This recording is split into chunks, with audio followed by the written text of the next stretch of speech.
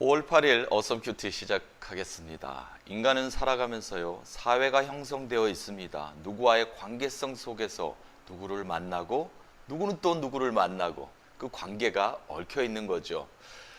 요즘은 커뮤니케이션의 시대입니다. 소통의 시대입니다. 거의 많은 사람들이 서로 얽혀 있습니다. 관계와 관계 속에서 우리가 하나의 큰 사회를 형성하게 되는 것이죠. 그 속에서 우리는 살아가게 됩니다. 사회의 가장 작은 단위가 우리는 가정이라고 배웠습니다. 가정, 작은 단위의 가정부터 큰 단위의 국가의 일원, 인류의 한 사람 중에 한 일원으로 우리는 그게 살아가게 되는 거죠. 우리는 오늘도 살아가면서 누구를 만나고 또 누구의 누구를 만나고 또 누구의 누군가가 되고 이렇게 관계 속에서 우리가 살아가게 됩니다. 혼자 살아가는 것이 아니라 누군가와 같이 살아가면서 그 속에서 자기의 영역을 개척하게 되는 것이고요. 누군가와 함께 영역을 만들어가는 것이고요. 누군가와 함께 그 영역 안에서 자기의 존재감이 드러나게 됩니다. 오늘 골로새서 3장 18절에서 25절 3장 마지막까지의 말씀 봅니다. 많이 봤던 말씀 같죠. 에베소서 5장, 6장에 있던 말씀. 에베소 교회에 사도 바울이 이야기했던 그 말씀이 그대로 또 축소되어서 오늘 우리에게 전해지고 있습니다. 그런데 계속해서 누구를 불러요? 18절에 아내들아, 19절에 남편들아, 20절에 자녀들아, 21절에 아비들아, 22절에 종들아. 저는 아내들아 빼고는 다 대답해야 될 것 같습니다. 누구야? 라고. 여러분들은 어디에 대답을 하십니까?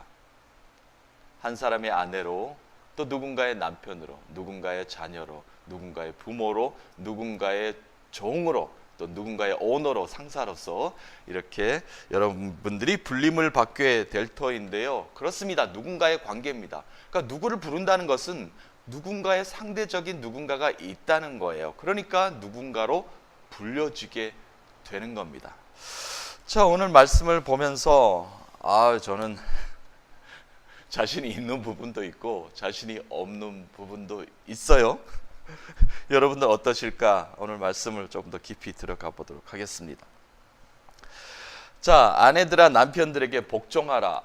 이 단어, 복종하라는 단어가 좀 우리에게는 좀 생소하고 좀 거부감이 있을 수 있는 단어 있을 수 있지만 너무 그렇게 부담스럽게 받아들이지는 마시고요. 아내들은 남편의 말에 조금 따르고 존중하자라는 의미로 이야기로 받아들이시면 조금 더 부드러우시겠죠.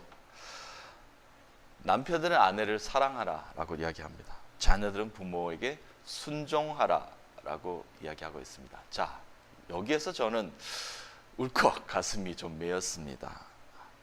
누구의 자녀로, 누구의 부모로 살고 있습니다만 자녀로서의 내가 역할을 잘 했는가라고 좀 부담스럽게 이 말씀이 읽었습니다.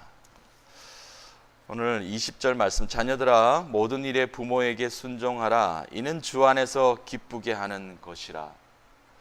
예수 그리스도를 주님으로 믿고 고백하고 신앙생활하고 있는 저에게 주 안에서 주님을 기쁘게 하는 것 중에 가장 큰 것이 부모에게 순종하는 것이라고 했는데 부모님과 얼마나 대화를 나눴는지.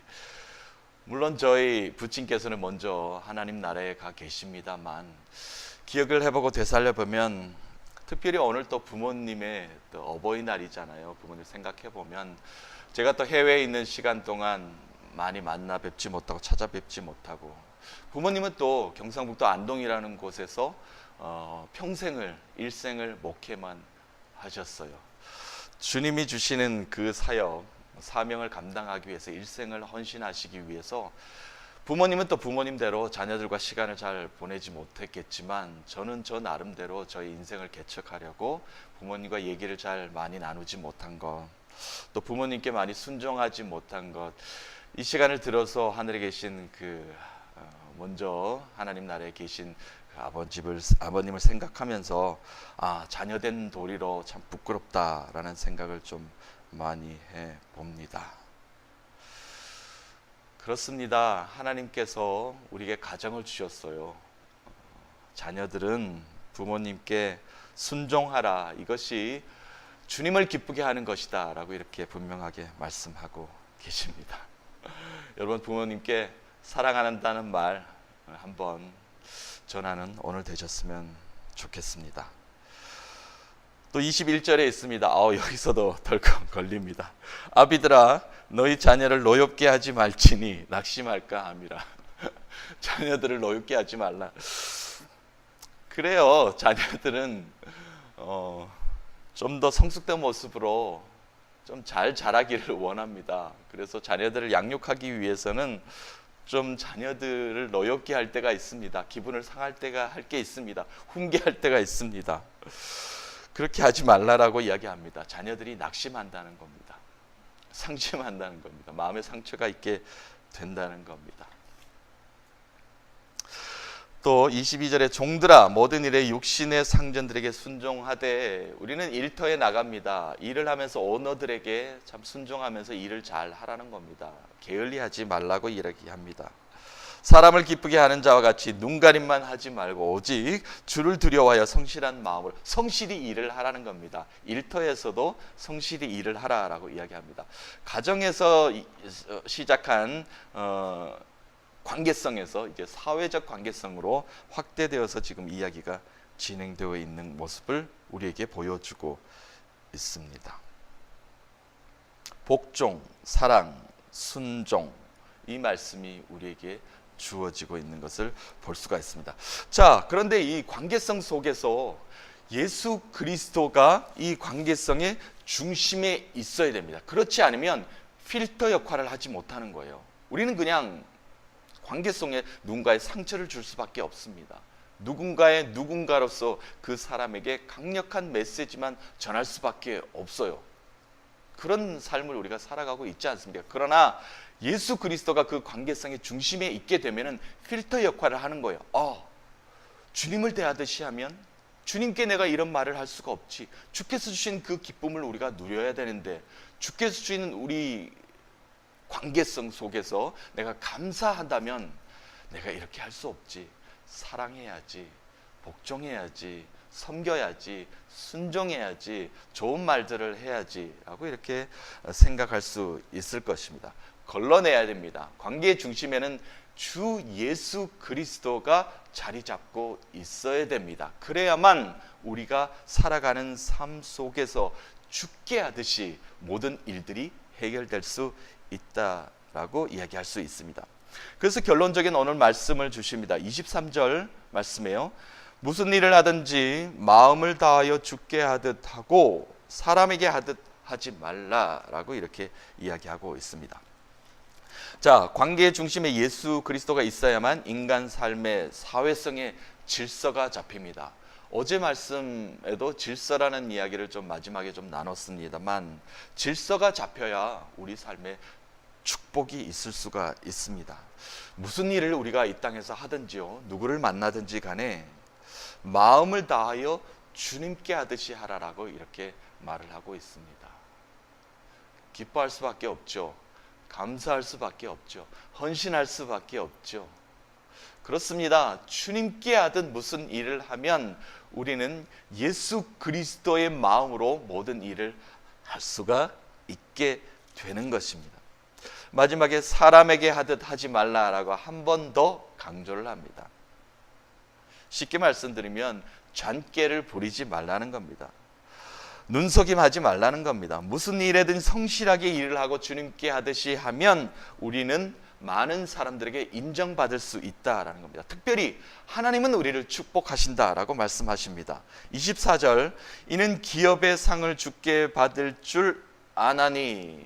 기업의 상이 있다는 겁니다. 하나님의 축복이 우리에게 임한다는 겁니다. 주님께 하듯이 모든 사람들을 대하면 주께서 우리를 상 주신다라고 이야기하고 있습니다. 그런데 대립적인 말씀이 마지막에 25절에 나옵니다.